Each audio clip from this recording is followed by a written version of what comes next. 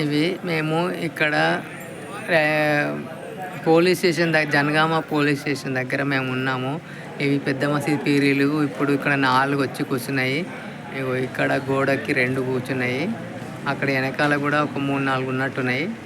మేము జనగాంలో పుట్టి పెరిగిన కాంచి ఇక్కడికి పీరీలు వస్తాయని మాకు తెలియదు అసలు. ఇది చెప్పుకోవడానికే సిగ్గుచేటుగా ఉంది మాకు. ముఖ్యంగా తమ్ముడికి ఇగో చూడు ఎట్లా నవ్వుతుండ. ఇన్ని రోజులు ఇంటికి రాలేదు.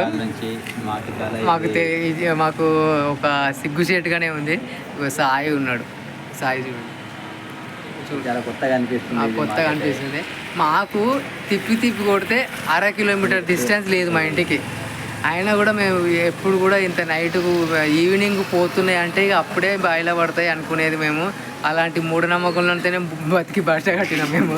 కానీ ఇప్పుడు మాత్రం ఇక్కడ 10:30 11 అవుతుంది. ఇక్కడ పీరీలు అన్నీ వస్తాయంట. ఇది నాకు ఇప్పుడే తెలిసింది అసలు.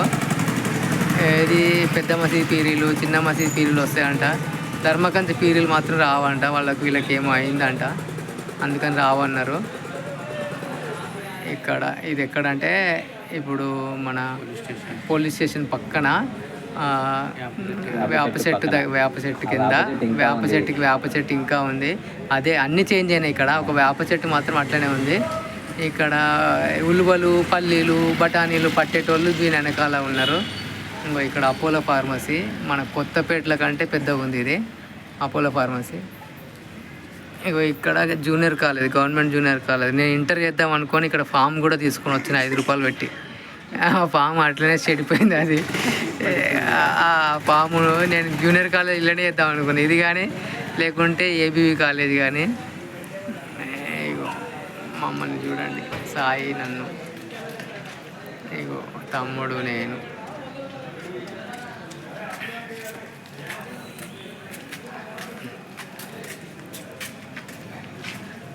పీరీలన్నీ వచ్చి కూర్చున్నాయి. పాపం వీళ్ళు రోజంతా తిరిగి వీళ్ళ కాళ్ళు గుంజుతలేవు, అర్థమవుతలేదు.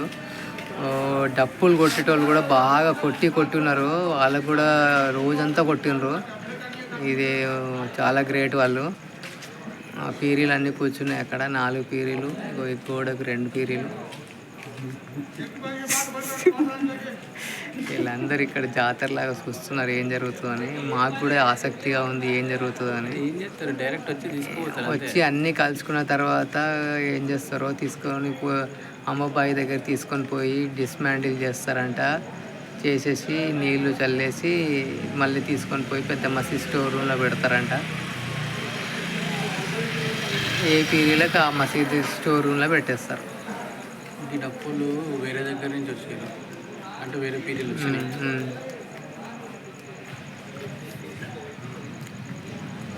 నేను పొద్దుగాల పెద్ద మసీద్ పీరీల దగ్గర వచ్చేటప్పుడు మేము బైక్ తీసుకొని రిటర్న్ వెనక పోయేటప్పుడు ఆ పీరీలను ఎప్పుడు చూస్తామో అనుకున్నాము.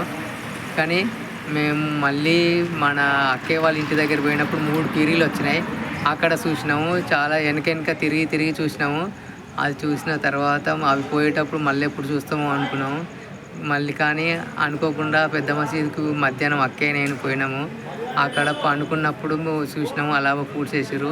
దాని తర్వాత మళ్ళీ ఎప్పుడు చూస్తామో అనుకున్నాము. మళ్ళీ ఇప్పుడు అక్కయ్య వాళ్ళ ఇంటి దగ్గరనే మళ్ళీ ఈవినింగ్ నైట్ వచ్చినాయి 10:30కి. అవి చూసిన తర్వాత అవి పోతున్నాయి కదా అనుకున్నాము. ఇక లాస్ట్ అదే అనుకున్నాము. కానీ ఇక్కడికి వచ్చి చూస్తాం అనుకోలేదు. తమ్ముడు, సాయి ఇక్కడికి వచ్చి మాకు ఇప్పుడు ఇక్కడ కూర్చొని చూద్దాం అన్నారు. ఇక బహుశా ఇదే లాస్ట్ ఇక పీరీలు మేము చూడడము. ఇంకా మళ్ళీ ఇక వేరే ఛాన్స్ లేదు. ఈ ఇయర్లో ఛాన్స్ లేదు. నెక్స్ట్ ఇయర్ చెప్పలేము. నెక్స్ట్ ఇయర్ ఇక తమ్మునికి ఒకవేళ నెక్స్ట్ బుద్ధి పుట్టి నెక్స్ట్ డే పీరీల పండుగ ఇట్లనే ఆదివారము, శనివారము లేకుంటే అట్లా సోమవారము ఎప్పుడు వస్తే తమ్ముడు కానీ అట్లా వస్తాడు. ఇప్పటికైతే ఇక మాకైతే ఇదే ఈ ఇయర్లో చివరి పీరీల పండుగ.